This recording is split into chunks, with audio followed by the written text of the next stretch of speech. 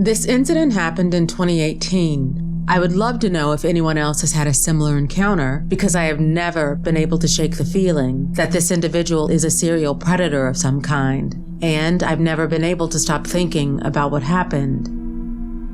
My then boyfriend and I were on a road trip during the winter of 2018 and took a day to visit the Petrified Forest National Park in Arizona. For anyone who hasn't been there, you drive down a long road that winds through the landscape and exit at various stops along the way to see different points of interest. We were only at maybe our second or third stop when we encountered the creep.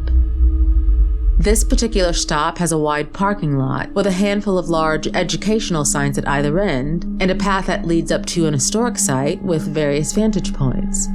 As we made our way up the path to the main site, a man was coming down towards the parking lot.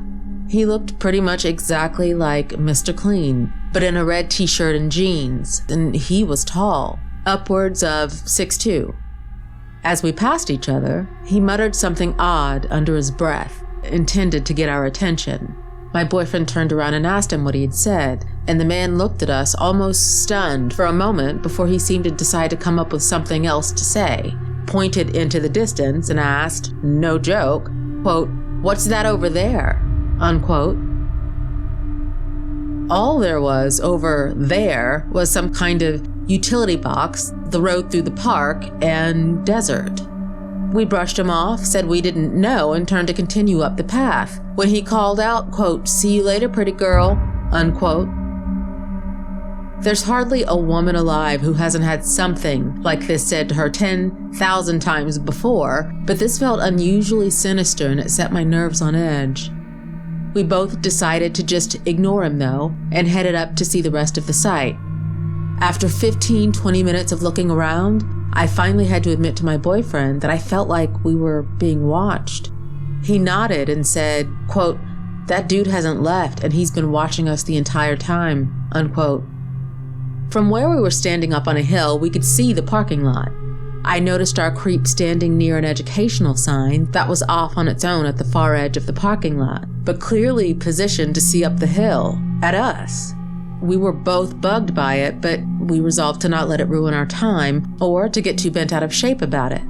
We took our time at the stop, shook off the nerves, and by the time we went back to the parking lot, he was gone.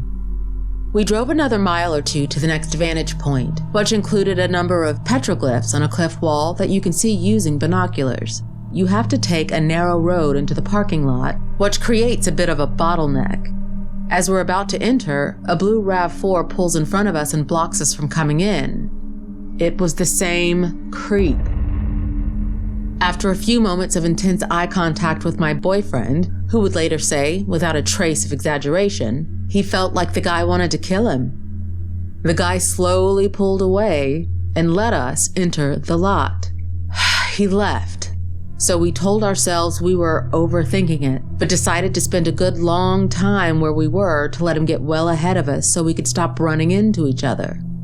Our next stop, a mile loop hike, was, if I remember, about 3.5 miles away.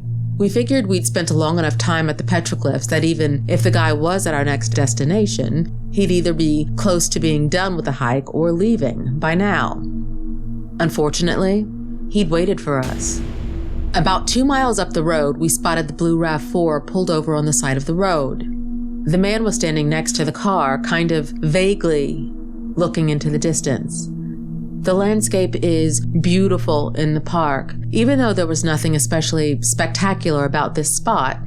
Maybe he was just taking it all in, away from the crowds. As we drove by, I looked behind us. He turned to watch us and stared at our car driving away until we rounded a corner and couldn't see him anymore.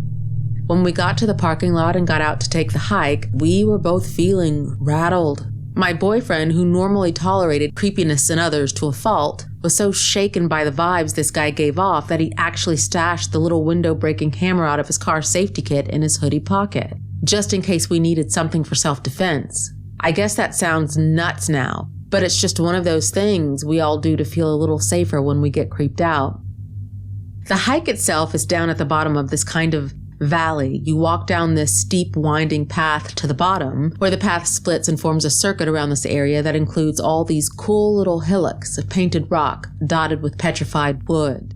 We made it all the way down to the beginning of the loop when we noticed the guy at the top of the cliff off the parking lot, looking down our way. We were about half of the way around the loop when we saw the guy at the base of the hill about to start. We were relieved because we knew we'd be out of there before him this time and felt like we could finally shake him and stop feeling weirded out. For most of the loop, you can see the whole path and the whole hill up to the parking lot. But for the middle section of the walk, you're shielded from view behind these little hillocks in different topography. When we emerged near the end of the loop, we were still feeling good, but took a quick look to place our creep before heading back up. We didn't see him anywhere. Maybe he decided to not do the walk? Or maybe he was behind one of those little hills. As we made our way back up the steep path, we noticed him up at the top, just waiting by this informational sign. Switchback after switchback, he stayed put, apparently intently reading the sign. The closer we got, we noticed he was now holding something. As we got to the top of the path, where we knew we'd have to pass within inches of him again, we tightened up, locked arms, and prepared to march right past him as quick as we could. Even though lots of people were walking by him, coming and going, he waited for us to cross his path.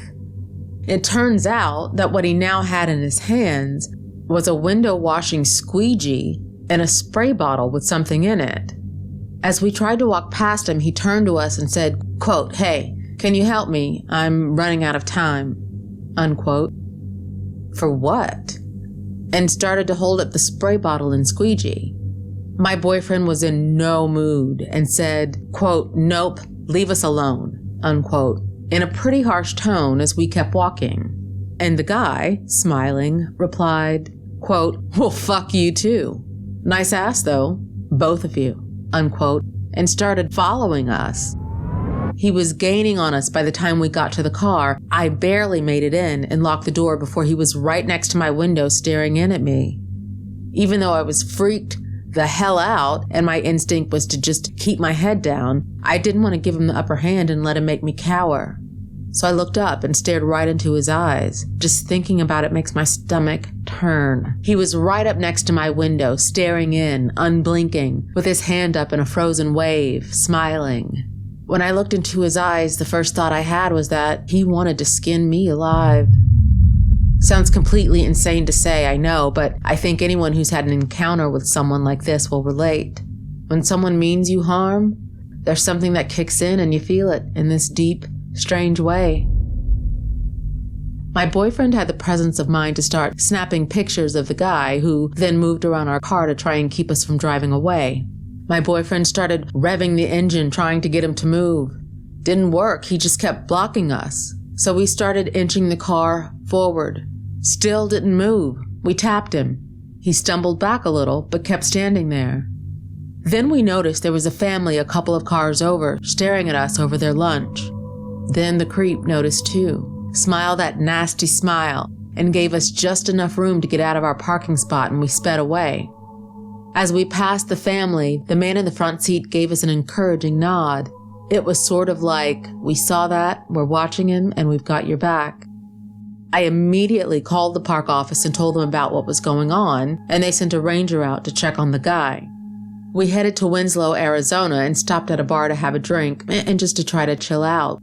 We were so freaked out that we actually checked the car for a tracking device, which also sounds crazy. But it was one of those situations where the vibe the guy was giving off turned the emotion of the events way, way up past what seems normal now.